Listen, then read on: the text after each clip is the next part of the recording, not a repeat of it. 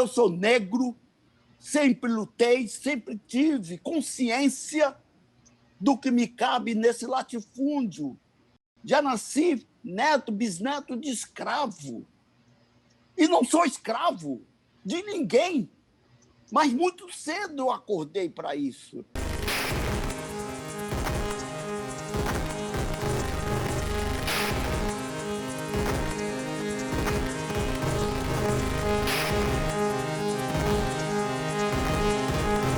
Alô, amigos e amigas do Teatro Vila Velha, mais um episódio da série Contra-Ataque, começando a nossa terceira temporada com uma entrevista muito especial. Essa temporada faz parte do projeto Casals Picasso Neruda, os três Pablos guerreiros contra o Dragão da Maldade. A série Contra-Ataque, desde a sua primeira temporada, quer conversar com artistas do Brasil inteiro para falar sobre a situação política e social do país. O Brasil vive um momento bastante grave com o ressurgimento do fascismo em diversos setores da sociedade e em altas instâncias de poder. Grupos identitários, movimentos sociais, partidos de oposição têm se mobilizado para fazer um levante de resistência. Mas e nós, a comunidade artística, qual é o nosso papel nesse contra-ataque? Senhoras e senhores, o nosso convidado de hoje dispensa apresentações. Ele é a história do cinema, do teatro brasileiro. Eu tenho a honra e a alegria de conversar hoje com Antônio Pitanga. Alô, Pitanga, seja bem-vindo ao Teatro Vila Velha, bem-vindo ao Vila Virtual.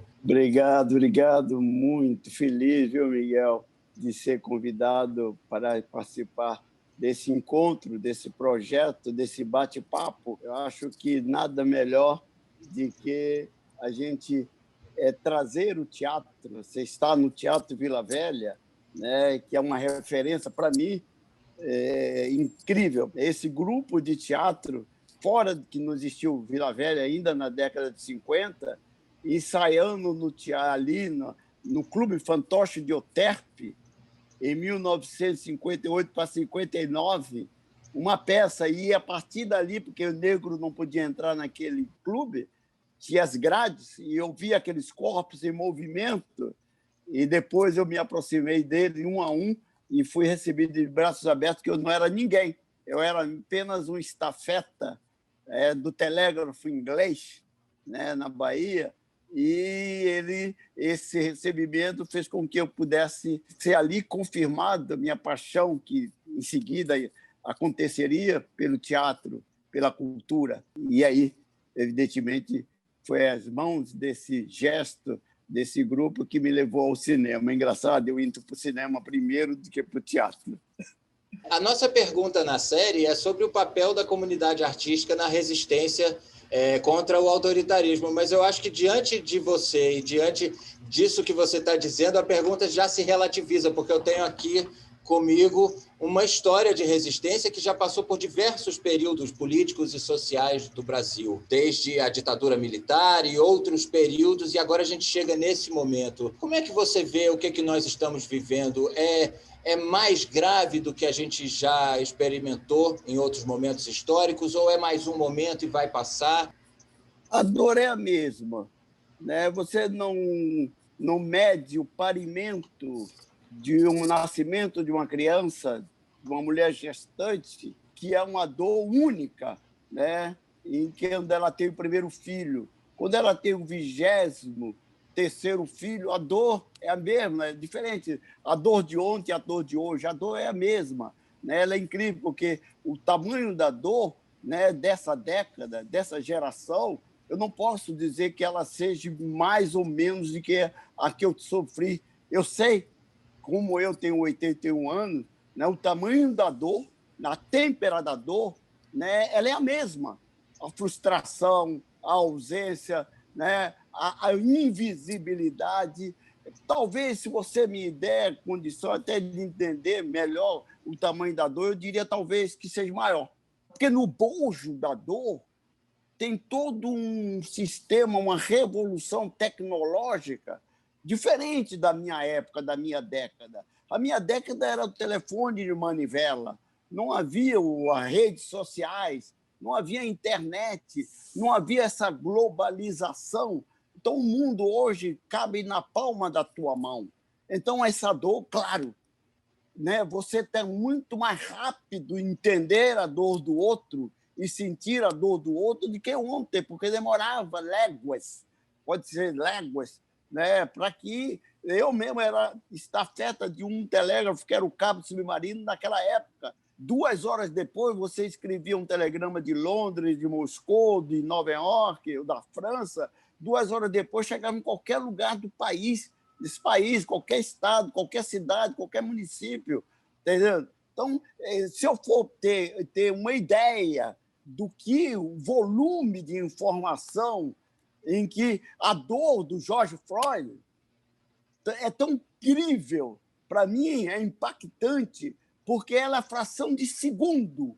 Aquela moça que filma aquele joelho em cima da garganta e o homem dizendo eu não consigo respirar,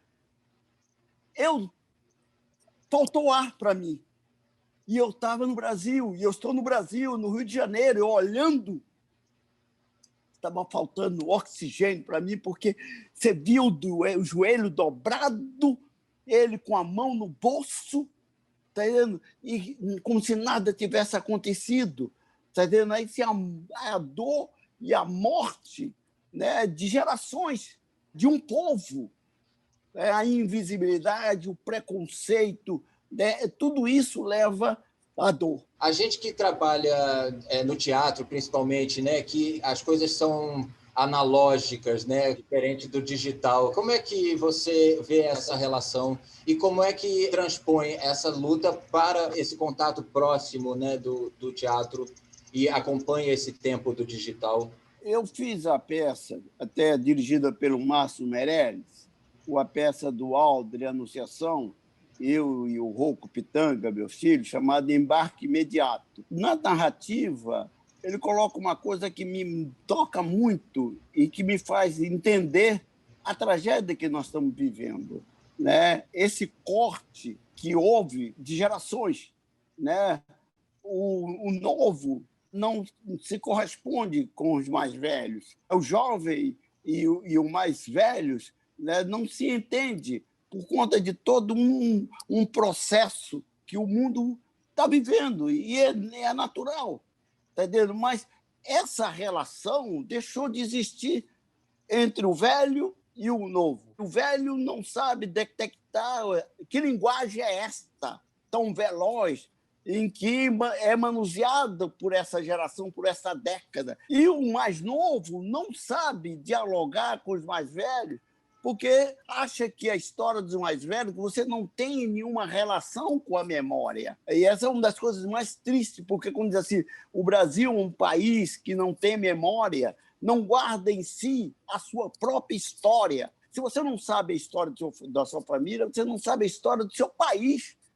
A importância que cada semente, que cada coisa que foi plantada ali faz parte exatamente desse crescimento da sua existência, do seu olhar, para você dizer assim, até essa revolução tecnológica, você entender que foi preciso os primeiros passos da carroça, da taquigrafia, do telefone manivela, tudo é um processo, né? O processo da luz, né? Como é que nasce a luz, como é que nasce o movimento desse bicho mais pesado do que o ar que voa.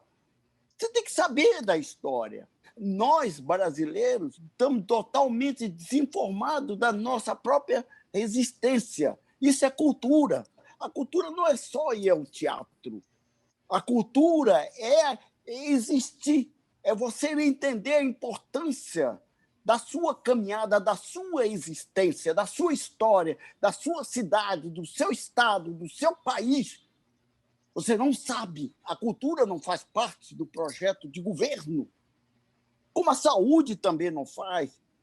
Como a moradia não faz. Um governo que não tem, né, um olhar e não tem a cultura como parte de um projeto de governo, você vai entender que a formação dessa criatura está desassociada. Não tem existência quando você não sabe o valor da sua comida, da onde vem, como vem. Aí você só sabe o preço da sua moradia. Você não sabe. Então, se você não tem essa informação como cidadão, o cidadão, a gente fica entendendo que o que está aí é uma coisa, um movimento, mas não é um movimento. Tudo nasce na fonte da cultura, da memória, do crescimento, da realização. O Antônio Carlos Jobim dizia: o Brasil não conhece o Brasil.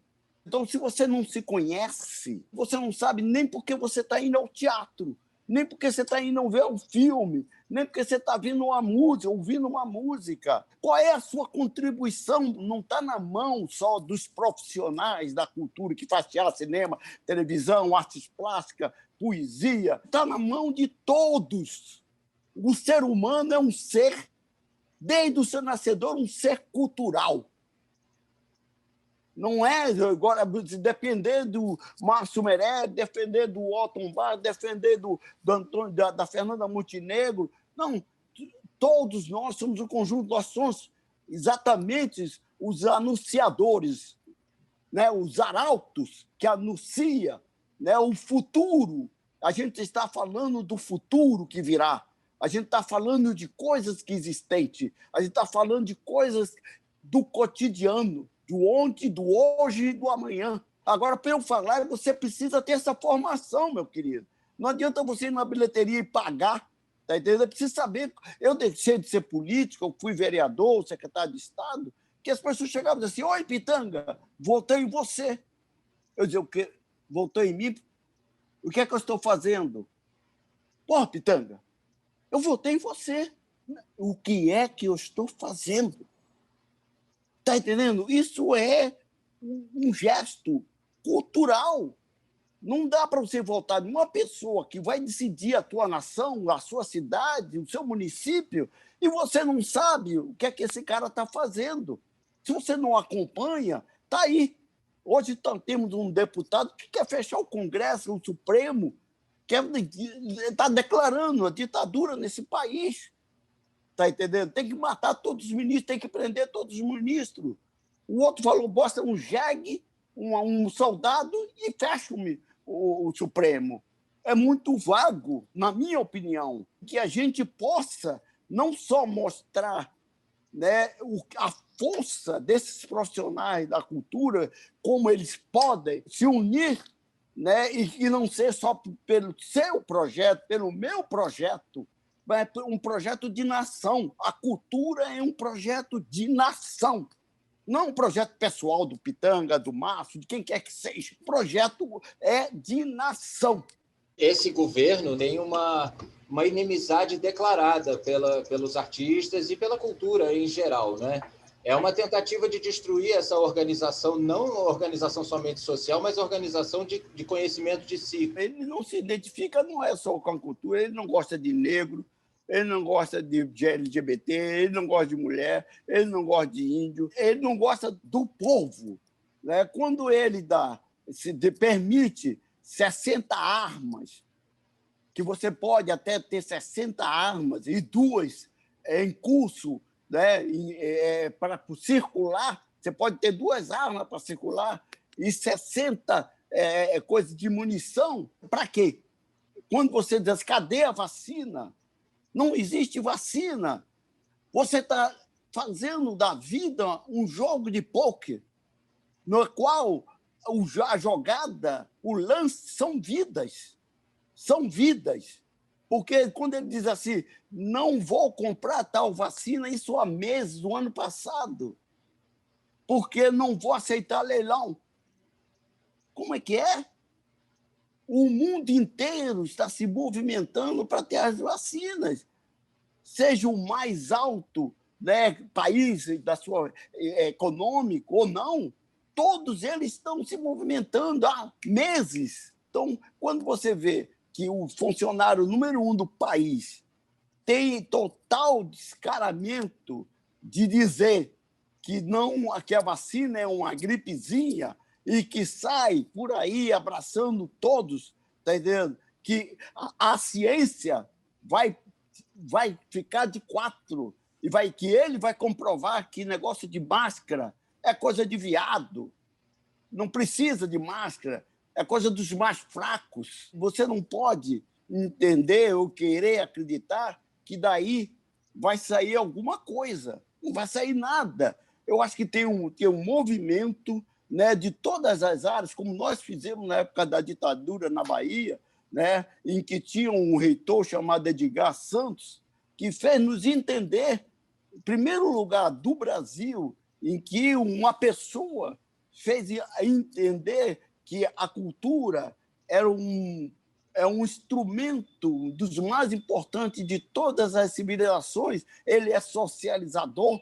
Nós éramos debochados de uma maneira escancarada. A cultura do Brasil era do que vem de fora, a cultura colonizadora, né? E o Edgar Santos fez entender, e na década de 50, que o teatro, que o cinema, que a dança, que a música, que a poesia, que as artes plásticas, né? Que a música clássica estava em um corpo só, numa cabeça só. O corpo é que tem vários tipos de se manifestar, mas nós éramos uma família só porque a gente pertencia a um só movimento, uma só maneira de entender, de absorver isso. Foi assim que ele trouxe um grande maestro alemão, Kohlreuth, e fez com que a gente do teatro, da dança, da poesia, das artes plásticas, tivesse aí na Bahia, no Canela, na escola de música, e ver isso ser o nascimento desse projeto. Esse movimento na Bahia, ele irradiou para o Brasil. Em São Paulo foi fundado o Teatro de Arena com Guarnieri, Zé Renato, Eugênio Kuzner, Lélia Abramo. No Rio de Janeiro, o CPC, aqui com o Vianinha, o Duvaldo Viana Filho, né, com o Ferreira Goulart, com Solano Trindade, o poeta, Carlinho Lira, o músico, e por aí foi, Armando Costa.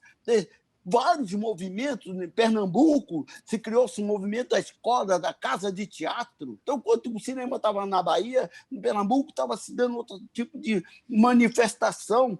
Tá entendendo? Então, é esta maneira que eu entendo. Quer dizer, a gente, hoje, o homem do teatro, né, ele pouco vai ver uma vernissagem.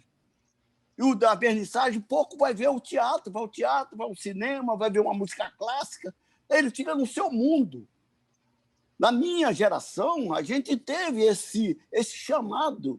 É necessário que a gente se una para que esse movimento, né, ele clame e ele aconteça. Não dá para eu ficar criando ou trabalhando no meu projeto. O Vila Velha, que é uma referência para a Bahia, para o Brasil, eu vejo o que passa vocês do Teatro Vila Velha, o Márcio Meirelles, que lidera, que é organizador, que criou o Teatro do Olodum, criou tantas coisas, né? E continua sendo convidado para sair da Bahia. Ele não sai da Bahia, mas está sozinho, porque o exército que ele tem, o grupo que ele tem, ele está pensando que a Bahia abrace. Mas não é só o pessoal das artes plásticas, da poesia, da música, é todos baianos. Para existir, para acontecer, ele nasce exatamente nessa semente, nessa arvoredo, nesse arvoredo, que é a cultura. Está entendendo? Você pode ser um médico, você pode ser um engenheiro, né? Mas a sua formação, para você ser tudo isso, vem da cultura. A gente vive um momento bastante grave politicamente, mas em termos culturais, muitas coisas têm florescido, né? O Wilton Cobra esteve aqui conosco, chamou a atenção para esse momento que talvez seja um dos melhores momentos em décadas do teatro negro brasileiro. O teatro negro está bombando no Rio de Janeiro, bombando em São Paulo, pelo Brasil todo, muitas produções, e não só os artistas estão em movimento, como o próprio público também está lotando as plateias, agora não na pandemia, mas está lotando os teatros, né, e correndo atrás dessas produções. Isso é um momento, é uma relação inversamente proporcional com o momento político. Como é que você avalia esse movimento? Eu aplaudo. Eu reconheço, realmente, mas eu sou muito exigente, Miguel. Eu quero mais. Eu não quero fazer teatro, nem cinema, nem vernissagem, nem nada só para os meus, para a minha família. Eu quero ver os não favorecidos entender a minha fala. Você está entendendo? Eu que preciso que as pessoas participem, porque é muito importante que ele faça sucesso. Eu vi a entrevista do Cobra, mas eu quero mais. Eu acho que a gente pode fazer mais, né? Que o universo cerca o Cobra para além do que é o desejo dele, a visão dele, a luta dele, seja contemplada por todos nós. Eu quero ser Cobra, eu quero ser o Lázaro Ramos, eu quero ser, tá entendendo? A Djamila Ribeiro, quer dizer, eu quero ler todos, quer dizer, quero que mais gente, não só o povo negro tenha acesso à leitura da Djamila, nem um povo negro tem acesso ao espetáculo do Cobra. Eu vi o espetáculo do Cobra, não tinha negros e brancos, tinha multidão. Sucesso, sucesso. É pouco para a gente. Não para o Cobra, não para nós, mas é pouco para que a gente entenda o chamamento desse povo que vê a cultura sendo alijada e fique na sua zona de conforto. A maioria está na sua zona de conforto. Eu quero provocar esse povo brasileiro para ir ao teatro, para ir ao cinema, para ir à vernissagem, para ir à poesia, para ir ler um livro, quer dizer, participar de ter esse movimento literário. Eu quero mais. É a mesma coisa da questão negra. Proporcionalmente, somos 154 milhões de brasileiros, de negras e negras, de pardos e pardos. Está entendendo? E você passa a ser a minoria. Essa conta não fecha. Na minha época de jovem, no Brasil não tinha mais de 60 milhões de brasileiros. E os negros ainda estavam ali proporcionalmente, né, aquém das áreas estratégicas. Hoje somos 212 milhões. O negro continua fora. Agora, não culpo o branco. A minha família. Quantos somos? É que nem Zumbi dos Palmares. Quando ele cria, né, Palmares, né, é exatamente para inaugurar que Brasil nós queríamos naquela época. Que Brasil ele sonhava, de negros, de brancos, de índios, em Palmares.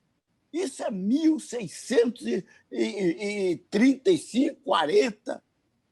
Durou quase 100 anos. Então, é essa exigência que não basta eu entender que meu teatro está cheio, eu quero entender que a capacidade desse público de entender o trabalho que nós estamos imprimindo e nos associar, ser nos aliados, ser nossos aliados.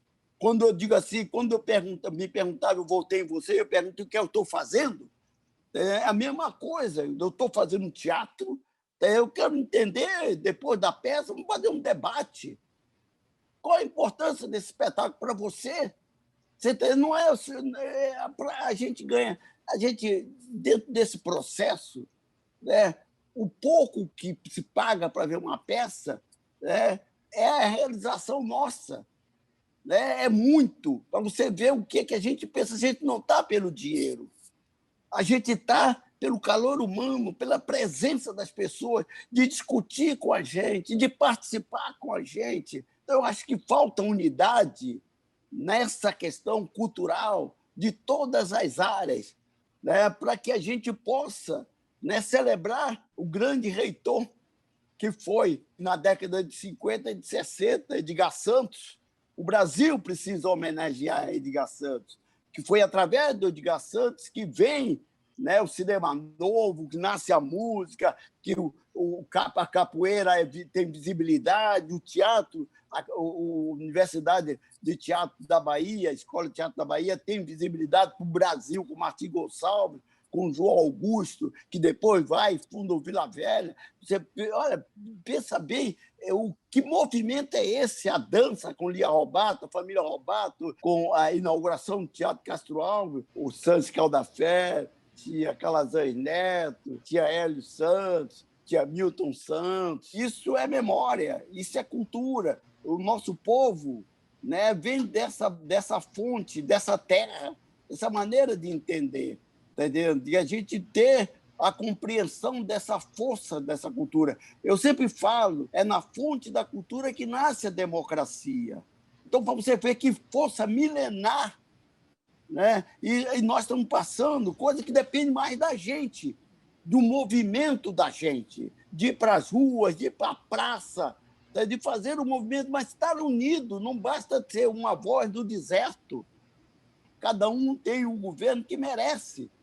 Né? Por que nós achamos que vamos deitar nessa falação, nessa frase pesada, desse tipo de pensamento? Não, eu não quero ter esse governo, eu não mereço esse governo. O que nós fazemos por esse país tem um significado e uma importância muito grande.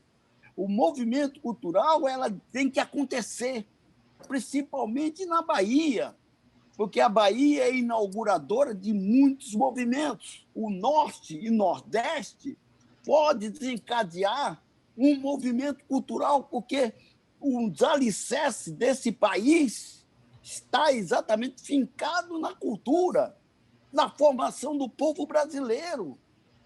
Então, depende muito da gente. Eu sou negro, sempre lutei, sempre tive consciência do que me cabe nesse latifúndio.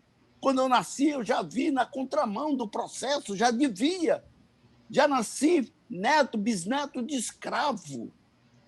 E não sou escravo de ninguém. Mas muito cedo eu acordei para isso, entendendo que eu não preciso do branco.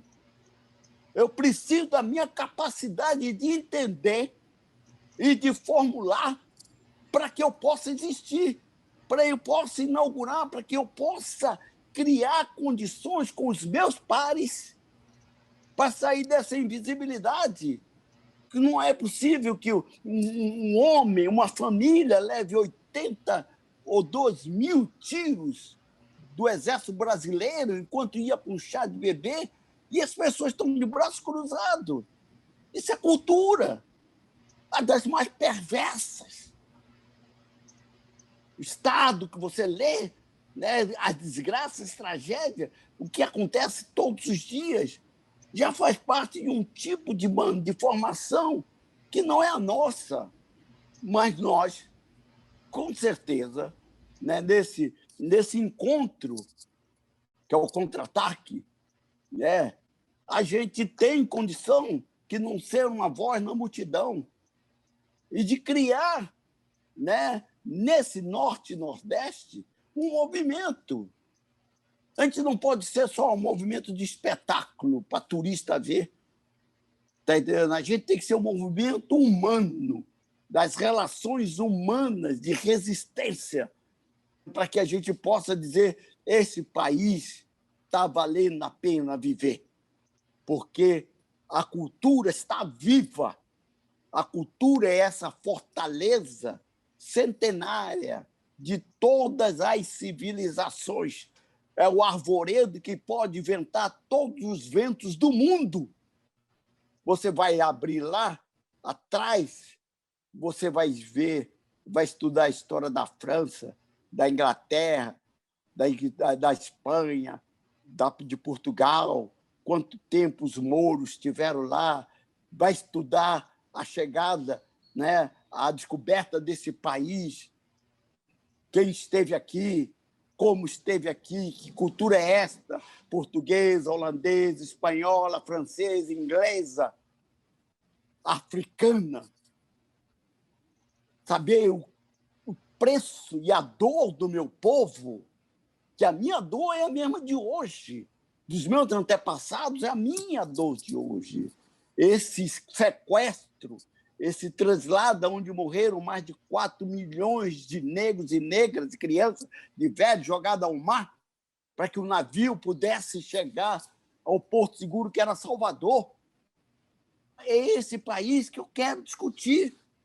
É esse povo que é o meu povo, que somos 54% da população. Aonde está esse 54% que não me olha, que não me vê? Eu sou invisível para o meu próprio povo. Você fez uma viagem que foi muito importante, né? Nos anos 60, né? Uma viagem para o continente africano, estando em diversos países. Uma busca, acredito, pessoal, mas que também trouxe respostas para você como artista. Como é que isso, de repente, modifica o seu pensamento sobre o ator Antônio Pitanga a partir daquela viagem? Alguma coisa se modificou depois daquela viagem? Eu acho que a viagem ela está escrita e ela faz acontecer do momento em que o homem tem noção de quem ele é, né? No bojo de toda essa compreensão, dessa leitura, né? Quem é, quando eu falo Antônio Pitanga, de que família ele veio, como ele nasceu, a mãe dele. Eu nasci no Pelourinho. Não é por acaso que ninguém nasce no Pelourinho, negro. Eu fui batizado na Igreja do Rosário dos Pretos. Não é por acaso.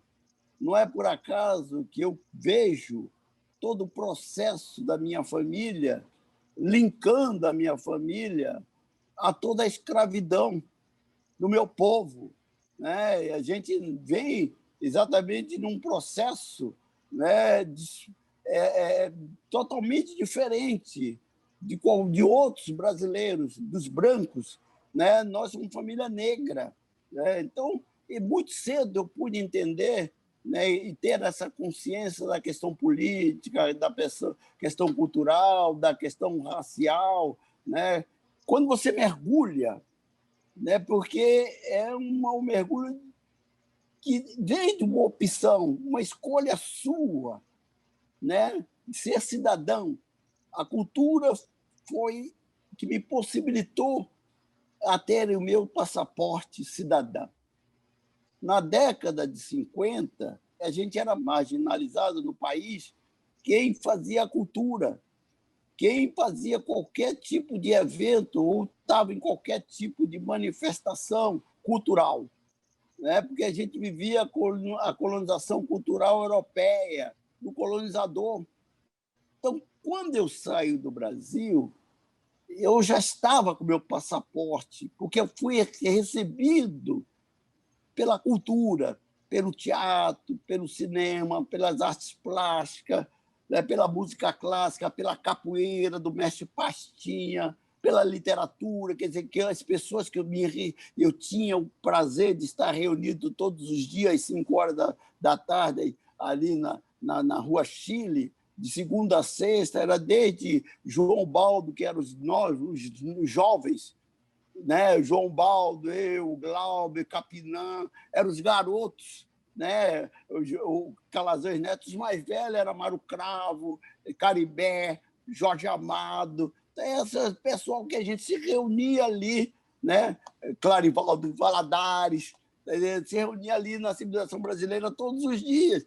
Imagine, Miguel, um garoto de 17, 18, 19 anos ser aceito por uma família que não tinha discriminação à cultura. Então, eu era recebido por atores, por pessoas. Compreende? Então, os mais jovens daquela época, nós, o mais velho era Mário Guzmão, nosso guru, né? Éramos os 4 cavaleiros do Apocalipse naquela época, os negros que ousavam fazer alguma coisa porque nós tínhamos uma casa. Era o Emanuel Araújo era artista plástico, a Ieda Maria era artista plástico. Então, quando eu saí do Brasil, em 1964, eu já tinha feito quase uns 15, 16, 17 filmes, várias peças de teatro. Então, eu já saio exatamente cidadão de uma consciência plena, que em plena ditadura, eu já morava no Rio de Janeiro, que eu não devia ir para a Europa, não devia ir para o Chile, não para ir para a Argentina. Eu queria saber que neguinho é esse, de que continente que se fala tanto que é a África, mas de que país? não me bastava ser afrodescendente. Então, eu escolhi a África, por sorte. Eu tinha uns amigos no Itamaraty e tinha um festival de cinema em Beirute, no Líbano.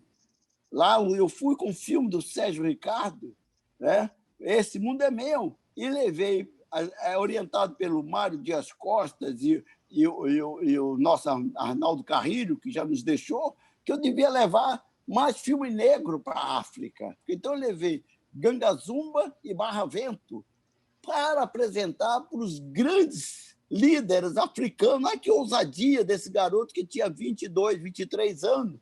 Né? Fui apresentar para o Nkrumah, que era o presidente de Gana, apresentar para o Leopoldo Senghor. Né? Eu fui apresentar o filme para os presidentes que estava sendo feito daquele país. A independência estava recente, estava acontecendo, de Gana, de Nigéria, do Senegal, Bamako, o Alto Volta, da República da Guiné. Então, por aí, eu viajei, né, durante 2 anos para saber de que África eu tinha vindo, de que país eu tinha vindo.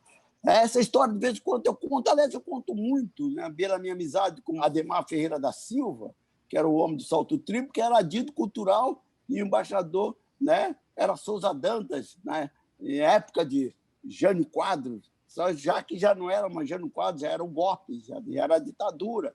Então, eu varri um pouco o norte da África pela nossa culinária, pela nossa música, pela língua iorubá, o nagô, lugares que eu achava que identificavam, porque eu tinha uma relação muito carinhosa que ela tinha comigo como rapaz da época, que era a menina do Gantuá, a mãe menina do Gantuá. Então, eu aprendi muita coisa do Gantuá.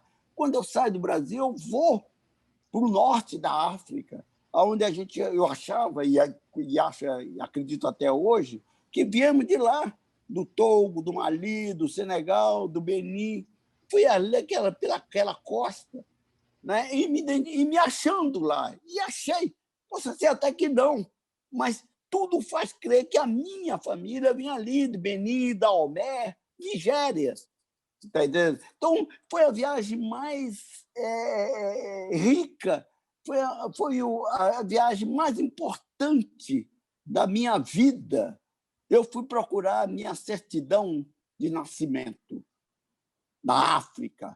Tá entendendo? Então, para poder entender a África, eu não fui fazer turismo na África. Então, de vez em quando, eu pergunto à comunidade negra, na peça do Aldre e do Márcio, né, Embarque Imediato, quando terminar, eu perguntar quem foi a África. A negrada, silêncio, 1 ou 2.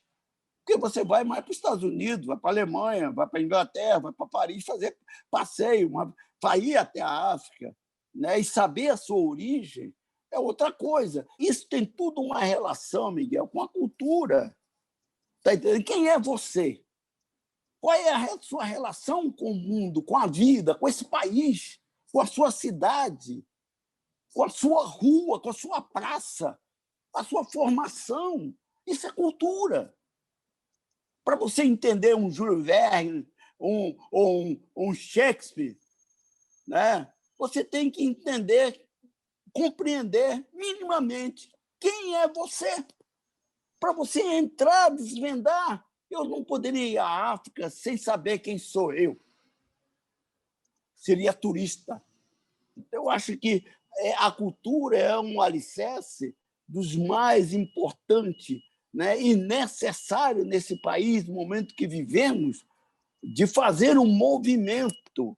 A gente tem que fazer um chamamento ao povo brasileiro através da cultura, compreende? Todas as manifestações. Você vê que, com todo tipo de avacalhação, todo tipo de desprezo do governo em relação à cultura, o que manteve de pé nessa pandemia esse povo brasileiro enclausurado, confinado, o que foi? A leitura, o cinema, o teatro, tá entendendo? Que vai ver, né, online, está lá seus espetáculos, está lá a sua poesia, está lá as vernissagens, está lá a dança, está lá a poesia, está lá o teatro. Então, é isso. Se você tem essa capacidade de absorver, de se alimentar você tem que ter a capacidade que esse alimento faz com que você acorde e pergunte a você mesmo: quem sou eu? Vou aproveitar que você falou do embarque imediato e quero chamar o Márcio Meirelles, que está aqui com a gente. Você não acha que é um pouco culpa e responsabilidade nossa, de artistas, produtores culturais, que a economia, que os políticos, que a sociedade não reconheça esse papel nosso como produtor de economia, como gerador de educação, de segurança, de saúde? A cultura faz parte de tudo isso. Mas eu acho que nós próprios, e faço o mea-culpa, talvez não nos reconheçamos nesse papel. Nós artistas, ficamos muito nesse universo do etéreo, abstrato do criador, né? E que a criação precisa de barro, né? Precisa de a mão no barro para criar. Ô, Márcio, eu sou um provocador nato. Quando eu falo do meu povo, eu tenho autoridade para falar do meu povo, né? Eu não aceito, né, o alarido que nós somos 54% da população negra e a gente não se conheça, a gente não se vê. A própria invisibilidade está dentro de nós mesmos, tá entre nós, compreende? E eu digo a mesma coisa, serve, essa fala a mesma coisa para a cultura.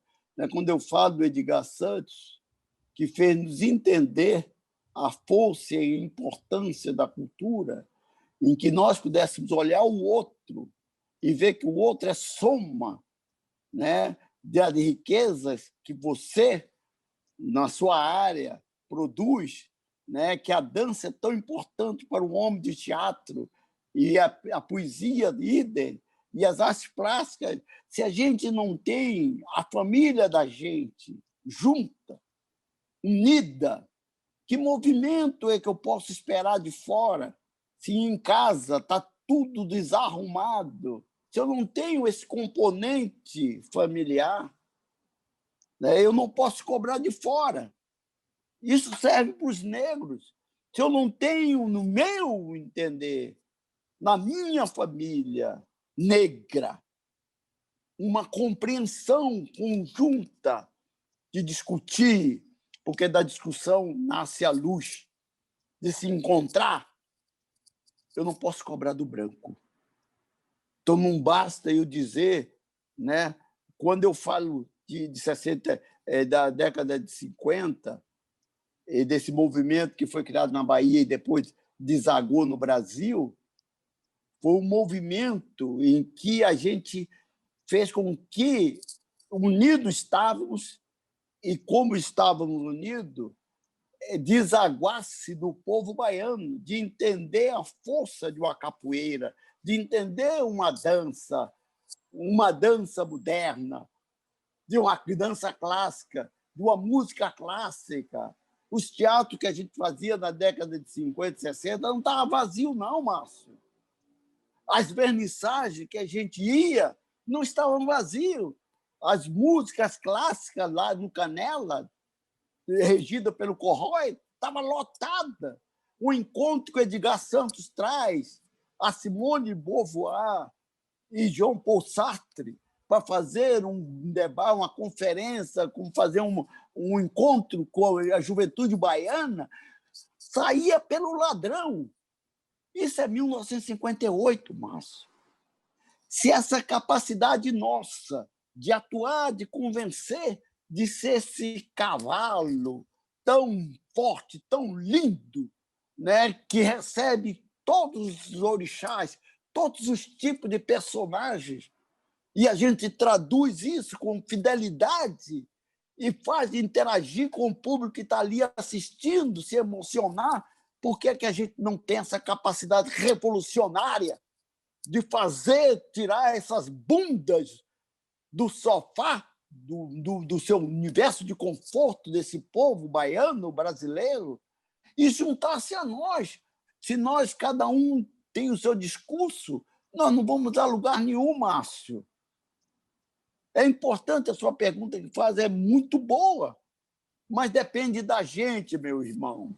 para que eu possa acordar esse povo anestesiado. A cultura é o arauto que pode, com seu berrante, acordar, despertar esse povo tão adormecido e tão anestesiado. Não vejo nenhuma civilização viu, só a cultura, que é esse pilar forte, que é esse arvoredo milenar, que pode dar frutos. Então, eu acho que depende muito de nós, meu irmão, do nosso movimento. Precisa que a gente interaja com outros companheiros da mesma área cultural para que entenda que conversa é essa, que nós estamos falando da mesma coisa. Estamos falando da crise, da invisibilidade, do preconceito, né? Estamos falando da ausência da questão da economia, estamos falando de tudo, estamos falando de nós, da nossa família. Se nós não nos unirmos, numa boa, meu mestre, eu posso ser o melhor ator do mundo, eu vou fazer para a minha patota, mas eu não quero fazer para a minha patota, eu quero fazer para a patota do Baço, para a patota do pessoal da capoeira, do pessoal do Ilê, do Olodum, eu quero fazer patota, entendeu? Do pessoal das água de menino, dos feirantes, das comunidades. Eu quero interagir com o povo. Esta é uma profissão das mais ricas e valorosas existente em qualquer civilização. O artista que anuncia, ele é o anunciador, né? E a gente tem essa capacidade. Quando você pergunta isso, eu fico muito mexido a dizer depende de nós, entendendo? E a força e o poder da cultura e da arte está comprovada na perseguição que a gente sofre e está sofrendo nesse momento. Essa perseguição demonstra a força que nós temos e a gente não está percebendo isso. Essa é a questão. Tem muita gente se mobilizando e muito artista conseguindo alterar o rumo das coisas de alguma forma. Mas a gente não está mais, né, com os médicos, com os advogados. Exatamente. Nós temos o mundo às nossas mãos, a globalização. Você daí, Márcio, está falando comigo no Rio, podia estar falando comigo da Holanda, ou da França, ou da África. E a gente tem esse instrumento e a gente não se aproxima do outro. É preciso acontecer uma pandemia para que a gente possa se ver. O que eu tenho feito de live e tenho visto pessoas que há muitos anos eu nem via. E estou conversando com o país inteiro. Todo dia a gente está se encontrando mais do que a gente se encontrava antes da pandemia, para você ver a força da comunicação. Então, a gente pode abrir, não o coração, só o coração, mas o intelecto, né? O Ali dizia que isso aqui é a ilha de edição. É só puxar aqui na memória, você vai procurar o povo indígena, povo africano, os quilombolas, você vai procurar e você vai conectar, vai conversar. Agora, eu acho que o novo vai acontecer, que é você, através desse, que eu não manuseava isso, né? Eu tenho dificuldade, eu e a Benedita, a gente agora está manuseando isso. As minhas netas, bisnetas, estão manuseando, né, os iPhones, os tablets, né? Tá com uma facilidade. Agora você carrega na mão, não precisa do computador. Então, eu acredito que depende muito da gente. Nenhum engenheiro, nenhuma maneira de dizer, é muito pesado, mas dificilmente um engenheiro, um médico, uma única pessoa que eu vi falar alguma coisa da religiosidade foi o Papa e o padre lá de São Paulo. Cadê as manifestações dos nossos terreiros de candomblé? Isso é cultura. Eu não posso dizer assim, que pena que não teve o carnaval, nós perdemos, não teve o Ilê, não teve o Zafoxé, não teve o Olodum, não teve... Como é? Peraí. Temos Ilê, temos Olodum, vamos agora criar um outro diálogo, uma outra postura, criar um movimento. Eu estou em véspera de fazer um projeto que há 10 anos eu caminho com ele debaixo do braço, que é o Massacre dos Malês. Né? Eu acredito que até julho, agosto, eu já esteja aí na Bahia filmando. Mas se você perguntar o que foi o levante, né, mais importante do país, poucas pessoas conhecem. Se você perguntar para o movimento negro quem foi Luiz Gama, poucos conhecem. A Luísa Maim, poucos conhecem. É a nossa história.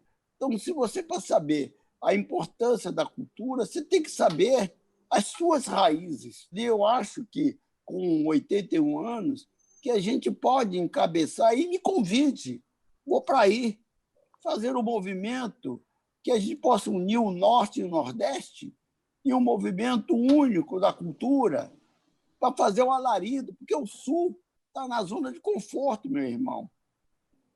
O Sul está na zona de conforto.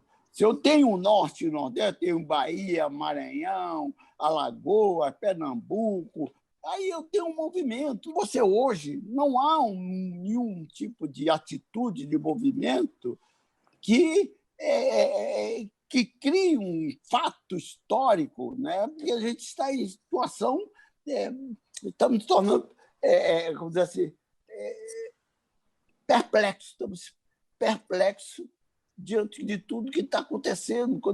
É como se a gente levasse um soco no estômago, um nocaute, né? E antes de cair ficasse girando, né? E quem sou eu?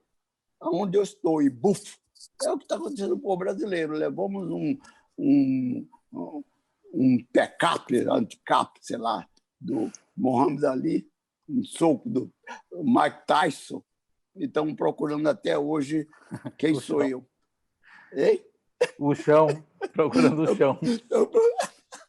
O chão. Eu quero dormir. Você está entendendo? Eu quero dormir. Então, eu acho que nós temos um papel, sim, Miguel e o Márcio. Nós temos um papel.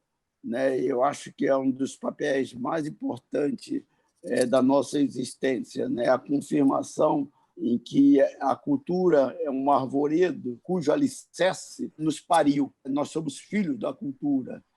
Então, cabe a nós fazer um movimento, sim. E como eu já participei de alguns, e um deles, inaugurador do Brasil, eu acredito que a gente tem, mesmo com os 81 anos, eu não tenho mais perna para correr, né? Mas eu tenho a visão dos atalhos. Posso participar.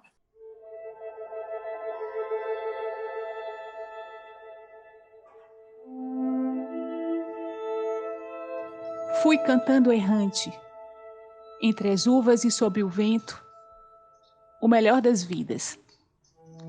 E a vida, a doçura terrestre, a paz pura, fui recolhendo. Errante, fui recolhendo. Alguns pareciam inimigos, mas a mesma noite nos cobria. E era uma só claridade que nos despertava, a claridade do mundo. Eu entrei nas casas quando comiam na mesa, vinham das fábricas, riam ou choravam. Todas, todos eram iguais. Todas, todos tinham olhos para a luz. Buscavam os caminhos. Todas, todos cantavam para a primavera. Todas.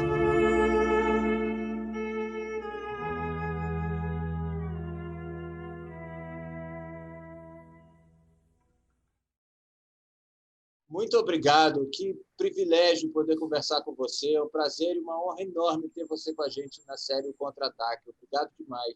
Obrigado, digo eu, viu? Porque quando você abre essa janela, você está escancarando uma porteira para que eu possa abrir meu coração, poder contar um pouco dessa minha caminhada e também revisitar que país que eu visitei, que país foi este, que país é este que nós estamos vivendo, né? Fazer uma revisitação e poder clamar que depende da gente. É muito importante, é bom esse debate, esse encontro, né? Em que a cultura não só é o pilar, mas é o farol provocador de a gente estar conversando aqui, a gente estar tendo esse encontro para que a gente possa expressar o que é que nós estamos sentindo, como é que nós vemos. Essa maneira de olhar, de entender, né, eu acho que é muito fácil, né, e é perigoso, né, colocar no colo dos profissionais da cultura a responsabilidade. É preciso que as pessoas tenham minimamente responsabilidade do tamanho da riqueza, né, o que a cultura, né, representa para esse país, o PIB desse país, tá entendendo? Se você for ver, é todo um processo econômico, né, vem de 1/3, 1/4 dinheiro vem exatamente das manifestações da cultura. E a gente não vê nenhum movimento de governo ou dos economistas falar da importância da cultura. Que a cultura, que essa profissão que nós escolhemos, né, tem uma força inigualável, que a gente pode organizar, e por isso que eles têm medo da gente, o que nós estamos vivendo e que nós somos perseguidos, né? Porque nós não temos arma, nós temos livros, nós não temos balas, nós temos a dança, nós não temos um exército, nós temos companheiros e companheiras que amam o outro, que amam a vida, né? Então, eu acho que é esse brasileiro, esse componente de brasileiros, né, que dança, que canta, né, que ama a vida, que nós pertencemos. E nós somos sortudos, porque somos atores, artistas, né, cada um na sua área, e que pode revolucionar, que pode fazer uma revolução. E há de fazer. E eu, com certeza, vou ser convocado por vocês para participar mais de um movimento que a gente tem certeza que será vitorioso, porque vitorioso somos nós, que estamos vivos, vivendo, para dizer que esse país não é o país que a gente quer, é o país que a gente vai inaugurar, porque a gente já conhece esse país. A força dele vem na fonte, e reina exatamente na barriga da cultura, né? Ela é essa força, essa alma viva que permeia o cidadão mais humilde, sem saber. Esse bafejo, né? A gente viu a força que nós temos nessa pandemia, essa clausura, esse confinamento, né? Onde foram beber conhecimento, onde foram se alimentar para poder continuar de pé, e o cérebro, né?